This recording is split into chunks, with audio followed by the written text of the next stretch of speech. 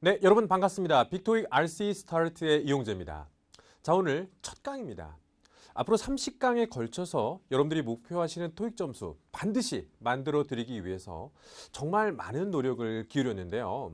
가장 첫 번째로는 쉽고 정확한 이해에 초점을 두었습니다. 그리고 시험에 나오는 것들만 집중적으로 여러분들에게 가르쳐 드릴 예정이에요. 과감하게 시험에 나오지 않는 것들은 싹 다 빼버렸다는 거겠죠. 그리고 마지막으로 실제 시험 환경을 고려한 실질적인 문제풀이 스킬도 다양하게 여러분들에게 전달해 드릴 예정입니다.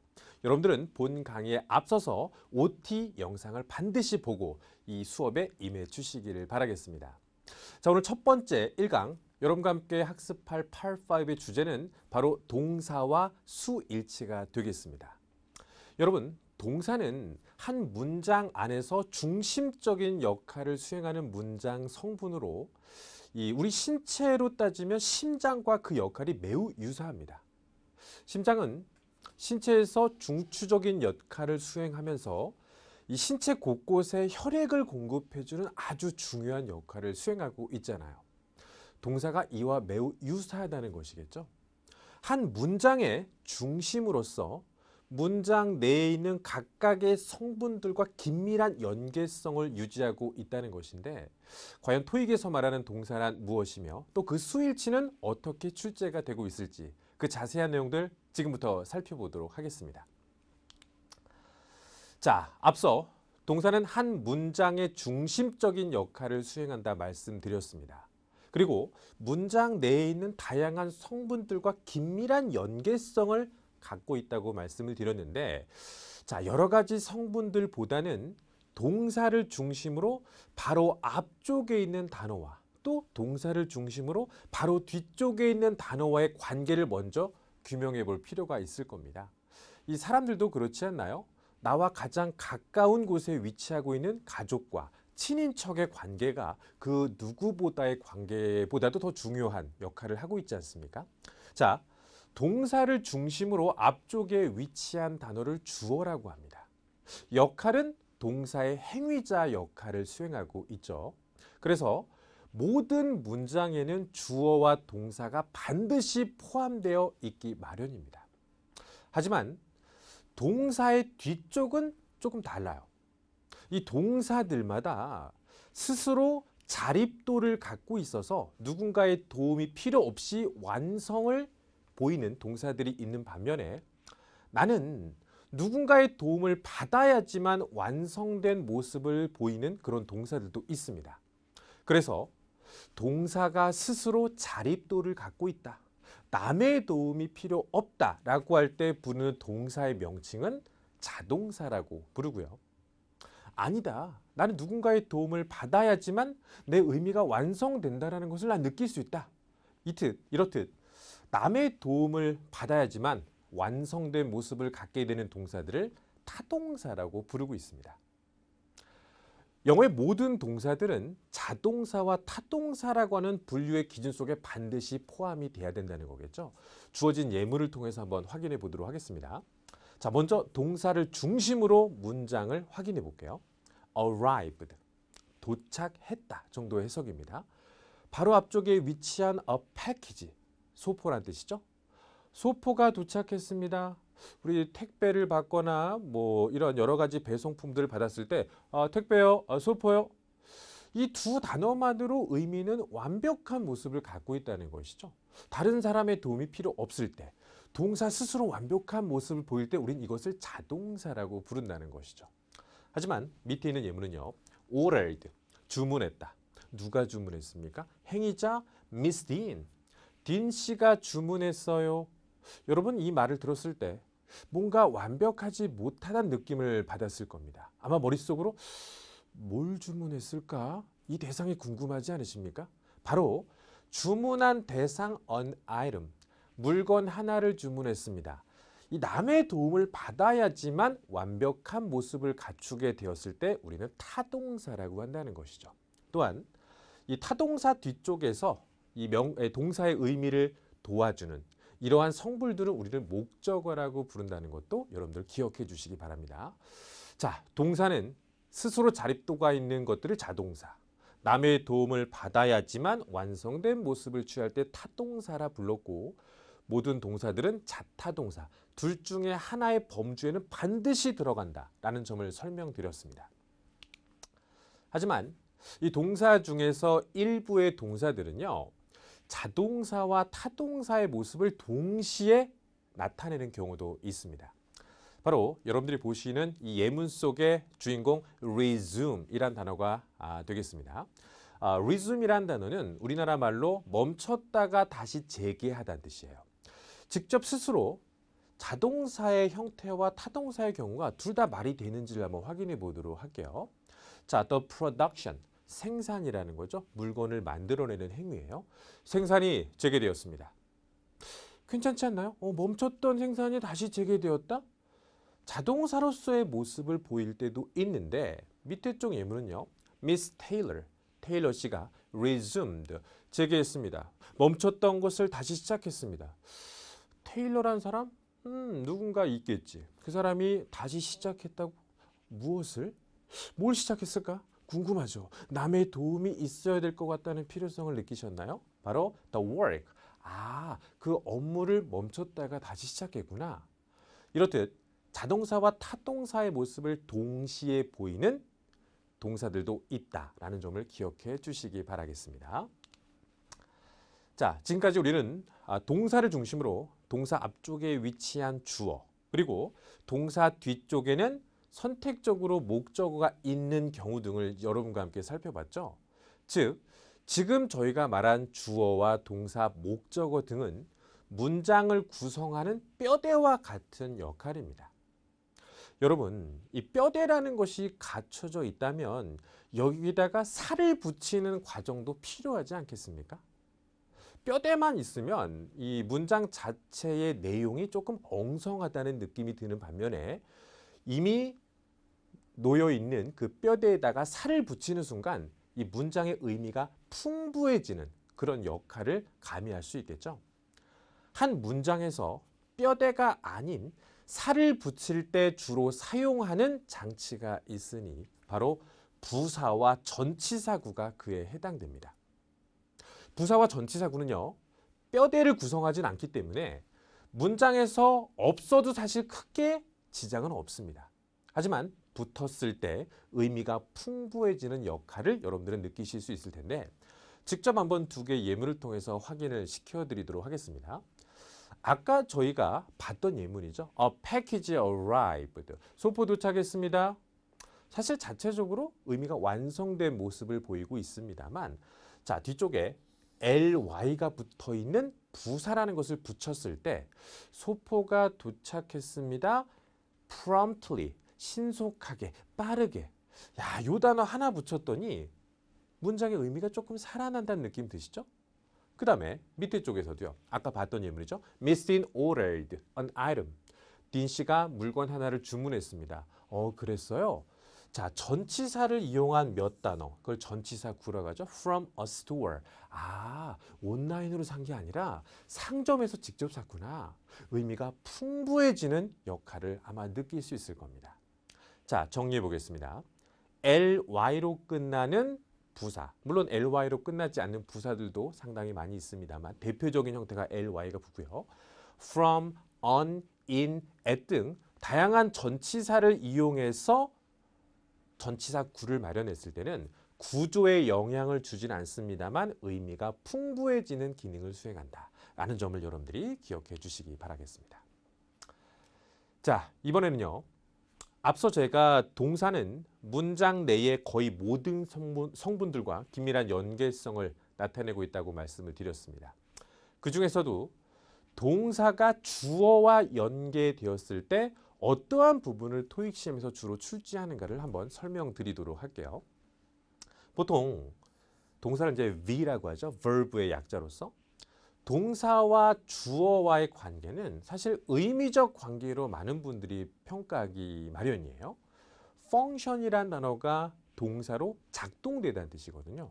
작동되다? 무엇이 작동되다? The system. 그 시스템이 작동되었습니다.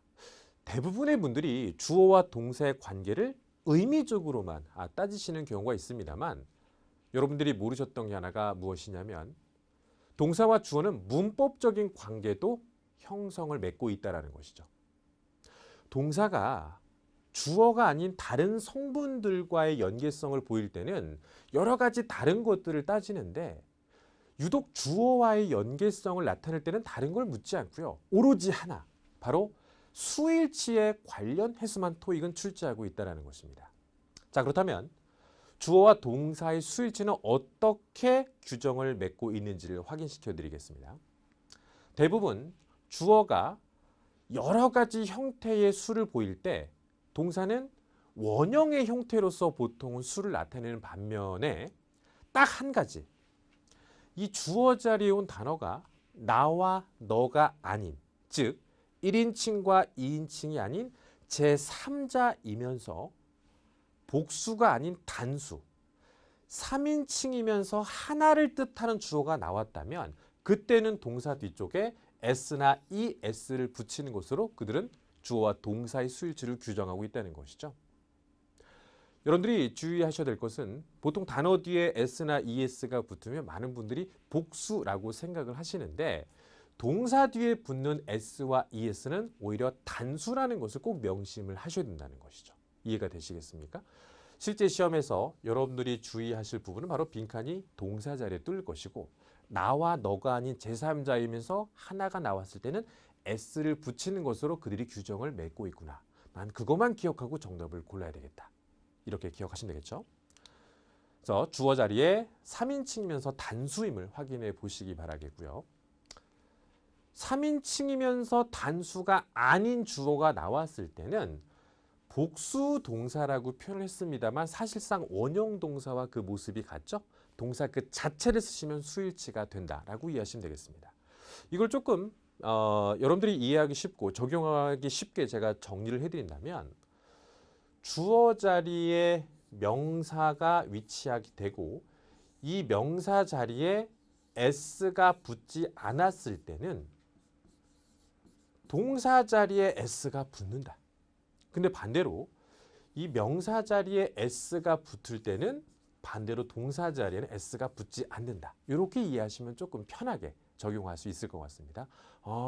어느 쪽에 하나 s 붙으면 나머지 한쪽은 빼면 되는구나. 간단하네. 이렇게 아시면 될 것 같아요. 그래서 주어 자리에 s가 붙었으니까 뒤쪽에는 s가 빠져 있는 모습. 이게 아마 여러분들이 이해하기 쉬울 것 같습니다. 자, 앞서 제가 이런 말씀을 드렸죠. 모든 문장에는 동사와 그 앞쪽에는 행위자인 주어가 위치하게 되어 있다. 그런데 예외적으로 명령문이라고 하는 문장의 형태에서는 주어를 안 써도 된다라는 예외적인 법칙이 성립이 됩니다. 우리가 일반적으로 누군가한테 명령어를 내릴 때 꼭 그 사람의 이름을 칭하지 않는 경우가 대부분이지 않습니까? 내가 일을 하고 있어요. 막 시끄러워요. 그럴 때 야, 너 조용히 해. 뭐 이렇게 말하는 경우도 있겠습니다만 조용히 해라. 이런 경우도 있죠. 그리고 입 다물어라. 이런 경우 있잖아요. 내가 하고자 하는 말을 강하게 얘기하기 위해서 굳이 주어를 쓰지 않아도 되는 예외적인 형태를 명령문이라고 합니다. 명령문은 please라고 하는 단어를 통해서 시작하는 경우도 있습니다만 please가 없어도 명령법이라고 여러분들은 이해할 수 있어야 되고요. 가장 중요한 점은 주어를 뺐다는 점. 그래서 뒤쪽에는 원형 동사로 시작된다는 점을 꼭 기억해 주시기 바라겠습니다. 시험에서는 please를 여러분들에게 제시하는 경우가 지금까지 좀 많았거든요. 지금까지 여러분들에게 please는 뭐였습니까? 제발 이런 느낌으로만 이해하셨다면 오늘부터는 주어를 쓰지 않겠다는 것이구나. 그렇다면 나는 명령문의 형태임을 인식하고 원형 동사를 정답으로 골라야 되겠지. 이런 것이 토익에 맞는 마음 자세가 아닐까요? 그 밖에 동사는 문장에서 중심적인 역할을 수행하다 보니까 이 동사를 도와주고 이 보조해주는 여러 가지 장치들이 있는데요. 그 중에 하나가 바로 조동사라고 하는 것입니다. 이 조자가 도울 조자겠죠. 동사의 앞쪽에 위치해서 동사의 부족한 의미를 조금 채워준다라는 역할이 조동사라는 것인데요. 일단 여러분들은 지금 화면 속에 보이는 여러 가지 단어들의 의미뿐만 아니라 이 단어들이 조동사라고 불리운다는 품사적인 인식이 먼저 필요합니다. can, 할 수 있다. 플러스 동사 앞에 놓여서 동사를 보조해주는 조동사이구나 라고 하는 이 품사에 대한 인식이 먼저 있고 나서 제일 중요한 것은 바로 뒤쪽에 동사의 형태가 원형을 취한다는 것이죠. 누군가의 보조를 받고 있는 상태이기 때문에 동사 스스로는 변형을 할 필요가 없습니다. 앞에서 나를 보조해주는 단어가 있기 때문에 그냥 편안한 모습으로 동사의 원형을 유지하면 된다는 거죠. 자, 지금까지 우리가 배웠던 동사의 여러 가지 상황들을 중심으로 연습 문제를 한번 확인해 보도록 하겠습니다. 일단 문장의 중심적인 뼈대 역할을 하는 주어와 동사의 밑줄을 긋고 자동사와 타동사인지를 구별하는 방법입니다. 자, 그러면 일단 문장의 첫 단어는 우리가 주어라는 건 다 알고 계실 거예요. 그래서 the team, 그 팀은 works, 근무를 합니다. 일을 합니다. 의미를 갖고 있는 동사겠죠? 자, 그런데 뒤쪽에 보니까 ly가 붙어 있는 단어, 즉 부사가 위치했습니다. 자, 어디 보자. 아까 제가 부사라고 하는 것들을 뭐라고 설명드렸냐면 문장의 뼈대를 구성하지는 못합니다만 문장에 살을 붙여주는 의미를 풍부하게 해주는 역할이라고 말씀드렸었죠. 즉, 뼈대에는 문장의 구조에는 이 단어가 들어가진 않습니다. 동사 스스로 자립도를 갖고 있다는 게 판명되었죠. 이럴 때 우리는 무슨 동사라고 불렀습니까? 자동사라고 불렀죠. 하지만 밑에 쪽 예문에서는 the manager visit, 그 매니저가 방문했습니다. 어디 방문했을까? 약간 의미가 불충분하다는 느낌이 들 때 바로 the office라는 목적어를 주는 순간 누군가의 도움을 받아서 의미가 완성됐구나. 이러한 동사를 우리는 뭐라고 불렀나요? 타동사라고 불렀겠죠. 자, 그 다음에 4번과 5번에서 주의사항은요. 여러분, 같은 동사를 사용하고 있습니다. 그런데 뒤쪽에는 the project라고 하는 동사의 의미를 도와주는 목적어가 위치하고 있었습니다. 그래서 4번 문장에서는 주어, 동사, 목적어까지 나왔기 때문에 타동사라고 불렀습니다만 밑에 쪽에서 여러분 이 yesterday라는 단어가 어저께, 어제 이 단어가 시간을 나타내는 부사임을 먼저 아시면 도움이 될 겁니다. 부사였어? 살만 붙여주지 문장의 구조에는 영향을 미치지 못한다는 거네. 그렇다면 여기서 비계는 스스로 자립을 하고 있구나. 이런 동사들을 뭐라고 부른다고 하였습니까? 자동사라고 저희가 불렀던 거 기억나시죠? 이 두 개의 예문에서 여러분들이 기억하실 것은 begin이라는 동사는 자타동사를 동시에 나타내는 모습이 있었구나. 앞서 그런 동사 하나 배웠었지. resume이라는 동사 기억하시죠? 네, 다양한 동사의 형태들을 보고 있습니다. 자, 여러분, 앞서 저는 모든 동사들이 자동사와 타동사라는 범주 안에 반드시 속해야 된다라고 여러분들에게 말씀을 드린 기억이 있습니다. 그런데 동사의 수가 한두 개가 아니에요. 수십 개, 수백 개, 수천 개가 되다 보니까 이 다양한 의미의 동사들을 단순하게 자동사와 타동사라만 분류하는 것에선 문제가 있다는 생각을 했겠죠.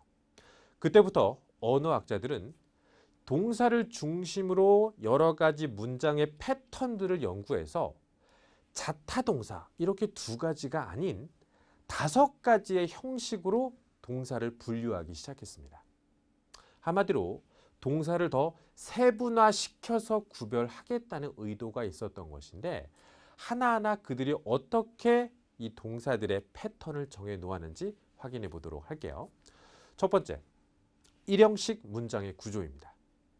앞서 제가 설명드렸던 자동사라고 하는 것이 바로 일형식에 속하는 단어들인데요. The project proceeded. 그 프로젝트는 진행되었습니다. 여기까지 문장의 의미가 완성되고 살 붙이는 부사 정도가 붙어있는 문장인데요. 여러분 부사는 문장 구조에는 들어가지 않는다고 말씀을 드렸습니다.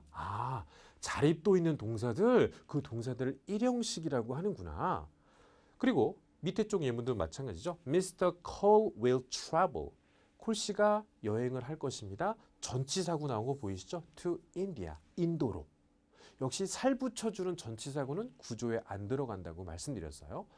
자, 그렇다면 여러분들의 머릿속에 일형식은 어떻게 기억이 되는 것이 중요할까요? 스스로 자립도를 갖고 있는 동사들로서 뒤쪽에 ly가 붙어 있는 부사나 전치사 구정도는 허용할 수 있는 동사, 이것들을 일형식 동사라고 부르고 있다는 것이겠죠. 앞으로 5가지의 형식을 말씀드릴 텐데 일형식 동사들이 차지하는 비율은 그렇게 크진 않아요. 그렇기 때문에 여러분들이 지금 나온 proceed, travel 이 동사가 일형식인 것은 여러분들이 기억해 주시는 것이 훨씬 더 효과적이라는 거죠. 두 번째는 이형식 문장의 구조를 보겠습니다. 자, 이형식 동사. 일단 요 아래쪽에 나와 있는 동사들의 종류를 좀 봐주세요. be, become, remain, seem. 이런 동사들을 이형식 동사라고 규정하고 있는데 이 동사들은요. 이 특징이 무엇이냐면 주어를 중심으로 주어에 대한 보충 설명을 해주는 단어들을 뒤쪽에 위치시킬 때 우리는 이것을 이형식이라고 정의를 내리고 있다는 겁니다. 이 주어를 보충해주는 단어들은 2가지로 압축이 될 수 있습니다. 첫 번째는 형용사예요. 원래 형용사라는 품사가 명사에다가 그 의미를 부여해주는 역할을 수행하는 품사였기 때문에 이 주어 자리의 명사를 보충하기에는 더할 나위 없이 좋은 품사가 바로 형용사였던 것이죠. 또한 이형식 동사 뒤쪽에 명사가 오게 되는 경우는 주어도 명사니까 보충해주는 단어도 명사. 이 동격이라는 경우를 형성할 때 똑같은 품사의 명사를 뒤쪽에다 갖다 주는 것이 얼마나 좋았을까요? 자, 이 형식을 여러분의 머릿속에 기억하실 때는 be, become, remain, seem. 일단 대표 동사 4개를 기억해 주시고요. 이 4개의 단어들을 의미만 기억하는 것이 아니라 이 동사 뒤쪽에는 형용사나 명사 등을 취하는 단어구나. 역할은 주어를 보충해 주는 역할을 하고 있구나. 요 관계까지 기억을 해 주셔야 됩니다. 가장 대표적인 동사가 비동사였는데요. 비동사의 여러 가지 변형된 형태들. 아마 이 부분은 여러분들이 어릴 때부터도 좀 많이 보신 내용이라고 생각을 합니다. 한 번쯤 여러분들이 읽어보시면서 그 형태적 변화에 유의해 주시기 바랄게요. 자, 지금까지 배웠던 1형식과 2형식과 관련된 연습 문제 한번 풀어보도록 해보겠습니다. 자, 먼저 proceed. 앞서서도 나왔던 동사죠. proceed. 진행되다. 야, 이거 아까 1형식으로 외웠던 동사인데 1형식은 스스로 자립이 되는 동사죠. 뒤쪽에 부사 정도의 살을 붙이는 것은 괜찮다라고 정의를 내려드린 기억이 있습니다. 부드럽게 진행되었습니다. 그 다음에 비동사, become, remain, seem? 이거 2형식 동사 아니었나요? 형용사가 오든 명사가 오든 둘 중에 하나인데 앞에 관사가 붙었다는 것은 명사가 오겠다는 하나의 전조, 증상이지 않습니까? 둘 중에 명사의 형태를 취하고 있는 것은 success. 이 ful이 붙은 단어는 형용사예요. 그래서 the career fair on June 1st, 6월 1일 날 있었던 그 취업 박람회 큰 성공이었습니다. 동격으로 처리되고 있음을 확인해 주시기 바라겠습니다. 자, 그 다음에 remain이라는 동사. be, become, remain, seem. 이 형식 동사죠. 명사 아니면 형용사를 취하는 단어였었어. 형식에 입각해서 그들이 정해놓은 코드를 기억하시는 게 중요하겠죠. 둘 중에 형용사의 형태는 ly가 붙지 않은 형태가 형용사의 일반적인 모습이죠. 정답은 confidential이 답이 되겠습니다. 자, 이번엔 3번째 문장의 형식 구조를 말씀드릴 시간이 왔습니다. 3형식 문장 구조입니다. 사실 1형식부터 5형식까지의 동사들 중에서 3형식의 동사가 제일 많아요. 그래서 여러분들이 그런 비율적인 측면도 좀 기억을 해주시고요. 앞서 제가 설명드렸던 동사 중에서 타동사 기억하고 계십니까? 남의 도움을 받아야지만 의미를 완성시키는 그 타동사. 앞서 설명드린 타동사가 바로 이 3형식의 문장 구조와 일치하고 있습니다. 그래서 동사 스스로는 완성된 모습을 보이지 않으나 뒤쪽에 목적어라고 하는 도움을 받아서 완성을 시키게 되는 동사. 보통 목적어는 여러분 명사의 형태로서 자리를 차지하고 있으며 해석은 뭐뭐를 정도로 되는 경우가 일반적이겠죠. Mr. Johns obtained. 존스라는 사람이 뭔가를 얻었대요. 뭘 얻었나요? A license. 자격증을 땄다. 명사를 통해서 동사의 의미를 더해주고 있습니다. 밑에 쪽도요. Submitted. 제출했습니다. 뭘 제출했어요? The report. 보고서를 제출했습니다. 명사 목적어의 도움을 받는 동사들은 3형식인데 그 종류가 대단히 많다 정도로 기억하시면 될 것 같고요. 4형식 동사. 4형식 동사는 3형식 동사와 비슷한 점이 있다면 동사 뒤쪽에 누군가의 도움을 받는다는 점에서는 공통점입니다만 하나가 아니라 바로 2개의 도움을 받을 때만 4형식이라고 불러요. 대표적인 동사들이 give, grant, offer, award. 대부분의 동사들이 어떤 의미를 갖고 있죠? 주다, 제공하다, 상장을 수여하다 뭐 이런 뜻이 있죠. 의미가 주다라는 의미가 강하게 들어갈 때 4형식 동사를 생각해 보셔야 되겠고요. Its members, 그 회원들에게 첫 번째 단어를 간접 목적어라고 하는데 해석은 보통 누구누구에게라는 대상을 나타내듯이 해석이 되고요. 그 다음에 a discount, 할인을. 뒤쪽은 요 정도의 해석으로서 주어진, 그러니까 제공하는 그 대상을 얘기할 때 많이 씁니다. 누구에게 무엇을 제공하다. 의미적인 측면으로 주다는 느낌이 있어야 되고요. 뒤쪽에 명사가 연달아 2개 나올 때 우리는 4형식이라고 구정한다는 겁니다. 자, 다음은 5형식 문장 구조가 되겠습니다. 형식이 이제 마지막이죠. 자, 여러분. 앞서 설명드린 동사들과 공통점이 있다면 동사 스스로 자립도는 없어요. 누군가의 도움을 받아야 됩니다. 근데 이번에도 4형식과 마찬가지로 2개의 도움을 받는 거죠. 근데 이 2단어의 관계가 조금 심상치 않다는 겁니다. 바로 앞에 언급된 목적어에 대한 보충 설명을 해준다는 관계가 규명될 때 우리는 5형식 동사라고 부른다는 겁니다. 직접 예문을 통해서 한번 확인해 보도록 해볼게요. We found the lecture helpful. 우리는 그 강의가 유용하다는 것을, 유익하다는 것을 알게 되었습니다. 여러분, helpful, 도움이 되는, 유익한. 우리가 유익한가요? 그 강의가 유익한 것일까요? 강의가 유익한 것이라는 해석이 맞는 거죠. 야, 신기하네. 목적어에 대한 보충 설명을 해주는 동사들도 있구나. 이럴 때 우리는 숫자 5를 떠올리셔야 된다는 겁니다. 밑에 쪽도 마찬가지겠죠. Please consider, 여겨주세요. This letter, 이 편지를. My formal acceptance, 나의 공식적 수락으로 여겨주시기 바라겠습니다. 나일까요? 너일까요? 아니죠. 이 편지를 그렇게 여겨달라는 거 아니겠습니까? 목적어에 대한 보충 설명을 하는 단어가 뒤쪽에 나와 있을 때 우리는 숫자 5를 이용해서 5형식 동사라고 부르고 있다는 거죠. 동사들의 종류는 make, find, consider, keep, live 이런 동사들이 있는데 이 동사들을 여러분들은 반드시 기억하셔야 됩니다. 5개 형식 중에 5형식 동사는 그렇게 많지 않아요. 그렇기 때문에 이 5개 정도는 외워놔야 5형식 문장 구조를 여러분들이 자유자재로 이해할 수 있고 써먹을 수 있기 때문입니다. 다만 이 목적 보어 자리에는 지금처럼 명사를 부연 설명해주는 형용사가 오는 경우와 명사를 명사로서 설명해주는 경우 2가지만 가능하다는 점도 같이 기억을 해주시기 바랍니다. 자, 연습 문제를 통해서 다시 한번 확인 과정을 여러분과 함께 해보도록 하겠습니다. 우리는 지금 이제 이 동사 쪽에다가 신경을 쓰셔야 됩니다. 책이란 단어요. 4형식에서도 5형식에서도 확인하지 못했던 동사였습니다. 그렇다면 가장 많은 비율을 차지하고 있는 3형식일 가능성이 높겠죠. 그래서 새로운 일정을 확인해 주세요. 다 나왔네. 의미에 살을 붙이는 정도의 부사가 오는 경우는 괜찮습니다.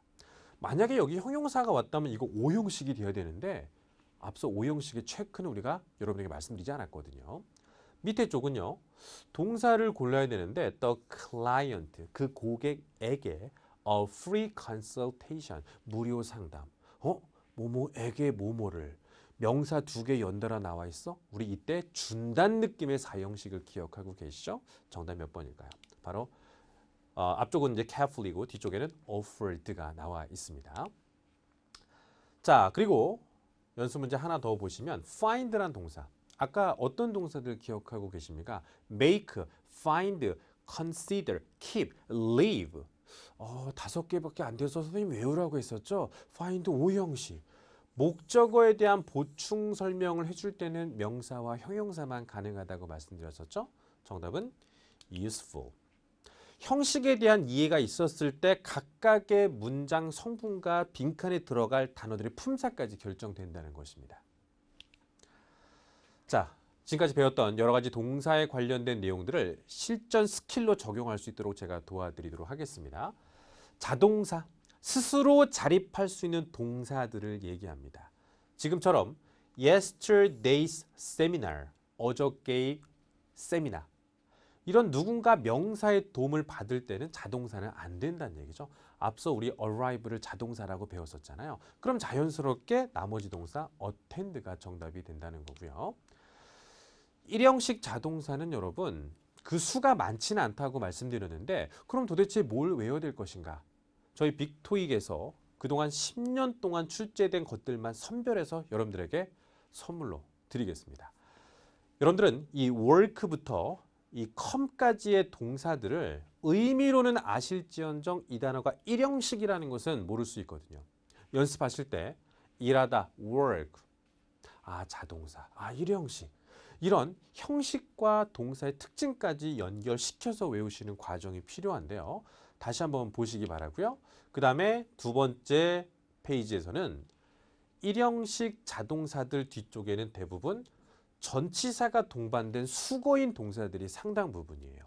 그러면 이번 페이지를 외울 때는 전치사를 여러분들이 염두에 두면서 외우실 필요가 있다는 거 말씀드리겠고요. 그 다음에 이 페이지도 역시 전치사들과 동사가 한 덩어리처럼 사용되는 부분에 집중을 하였습니다. 같이 외워주시면서 의미와 함께 형식을 같이 꼭 기억해 주시기 바랍니다. 자, 그리고 방금 전에 저희가 봤던 동사 중에서 respond to라는 동사구가 있었습니다. 어디에 대응하다, 답변하다 뜻인데 이게 일형식 동사예요. 일형식 동사 뒤쪽에 전치사 to가 붙었다면은 이제는 살만 붙이는 과정만 있어야 되겠죠? 바로 그 자리를 차지하고 있는 것은 살 붙일 때 우리가 많이 사용했던 단어 부사가 되겠죠? promptly. 일형식 동사 뒤엔 부사가 어울린다라고 기억하시면 될 것 같아요. 그리고 이 하나의 문장을 구성할 땐 여러분 동사는 반드시 하나만 있어야 됩니다. 주어가 나온 상태에서 to나 ing가 붙은 단어들은 준동사라고 부르지 동사라고 부르진 않기 때문에 반드시 동사는 하나만 있어야 되는 원칙에 의거해서 동사를 골라내는 것도 하나의 중요한 스킬이 될 수 있다는 것이죠. 동사의 의미를 보조해주는 should나 can과 may 등의 품사적인 인식만 되셨다면 뒤쪽에는 아무런 변형을 취하지 않고 원형의 모습을 취하는 동사의 색다른 형태도 기억하실 필요가 있을 겁니다. 동사와 주어가 문법적인 관계에 있어서만큼은 수일치를 낸다 말씀을 드렸는데 간단합니다. 주어 자리에 s가 붙어 있지 않으면 동사 자리에 s를 붙이는 것으로 수일치의 약속을 우리는 경험하신 적이 있잖아요. 그리고 이형식 동사와 관련된 문제가 나왔을 때 일단 비동사 be, become, remain, seem 이형식 동사임을 확인해 주시고요. 뒤쪽에 형용사와 명사가 둘 다 위치했을 때는 어떻게 해야 될 것인가? 이유는 간단합니다. 주로 형용사가 토익에선 정답이 된다라고 하는 비율적 측면도 가져가 주시면 좋겠습니다만 명사가 정답이 되려면 앞에 있는 이 주어인 명사와 동격으로 처리됨을 확인해 보셔야 돼요. 샌드위치와 커피를 availability라고 부르진 않습니다. 이용 가능합니다라고 하지 샌드위치와 커피는 이용 가능성 이렇게 얘기하진 않죠. 동격이 처리되지 않는다면 명사는 정답이 될 수 없다라고 기억하시는 게 조금 더 편하지 않을까요? 그래서 정답은 형용사. 자, 정말 오랜 길을 여러분과 함께 같이 걸어왔습니다. 과연 실전 문제도 이것이 제대로 풀릴 수 있을지 확인해 보도록 할게요. 동사 쪽에 포커스를 여러분들 갖고 계셔야 됩니다. 한 문장 안에는 반드시 하나의 동사가 포함되어 있다. ing가 붙은 단어들은 우리가 동사로 취급하지 않죠. 조동사와 동사 원형의 형태를 취하는 A번. 이 문제의 의도는 한 문장의 동사 하나의 원칙을 의도했다라고 보시면 될 것 같고요. 두 번째, 비동사는 여러분 어떤 동사입니까? be, become, remain, seem. 아까 이 형식 동사로 배웠었지? 이 형식 동사는 명사나 형용사가 보충해주는 단어로 왔었던 단어겠죠? 뒤쪽에 형용사의 역할을 하고 있는 단어는 A번이었겠죠.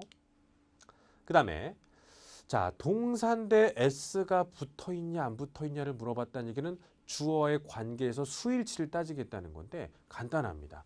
주어 자리에 s 붙었나 안 붙었나 그거만 보시면 돼요. 안 붙었어? 그럼 나 동사 자리에 붙일 거야. 간단하게 B번이 되겠죠? will, 미래의 의미를 보조해주는 조동사. 제가 도와드릴 테니까 동사님은 그냥 편안한 상태로 있으시면 됩니다. 조동사 뒤엔 원형 동사가 위치하죠. 아무것도 붙이지 않은 A번이 정답이 되겠고요. 다음 문제는 produce와 specializes. 서로 의미가 다른 것 같죠? 앞서 여러분들에게 소개한 일형식 자동사들의 과거의 빈출도수를 이용해서 제가 여러 가지 표현법들을 보여드렸는데 뒤쪽에 전치사가 붙어있는 그 화면을 기억하고 계십니까? 거기에 여러분들이 암기하셨다면 쉽게 고를 수 있는 문제. specialize, 전문으로 하다 중요하지 않습니다. specialize in, 한꺼번에 묶여서 덩어리로 사용되는 일형식 자동사들 군에 있었던 단어예요. 답은 몇 번일까요? B번이 되겠죠? 자, 오늘 동사와 또 그 수일치에 대해서 여러분과 함께 학습을 해봤습니다. 조금 어려우실 수도 있었을 텐데 앞으로 학습해 나가는 과정에서 정말 중요한 역할을 수행하기 때문에 다시 한번 꼼꼼한 복습을 부탁드리겠습니다. 지금까지 이용재였습니다.